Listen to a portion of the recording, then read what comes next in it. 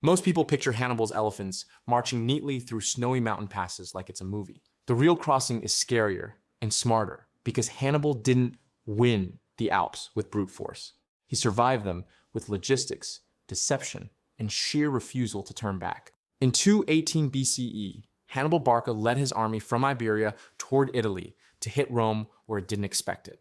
Getting there meant crossing the Alps, hostile terrain, hostile tribes, and a calendar that was already working against him. Ancient accounts describe constant ambushes in narrow passes where enemies could throw rocks from above, forcing Hannibal to fight uphill while keeping a long column of men, horses, pack animals, and elephants from collapsing into chaos.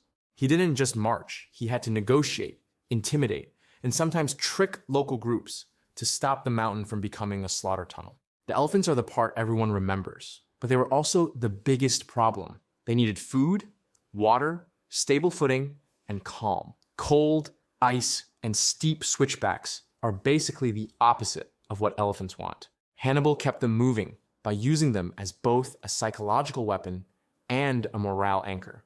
When your soldiers see elephants still advancing, the army believes it can keep advancing too. But the hardest moment came when the route broke. Ancient writers describe a section blocked by a landslide or collapse where the path was too narrow and dangerous to pass.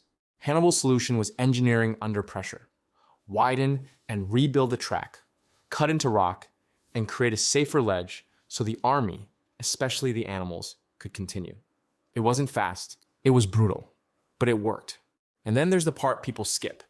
Crossing the Alps wasn't the victory, it was the price of admission. Hannibal reached Italy with far fewer troops than he started, with many died from exposure, starvation, falls, and fighting along the way.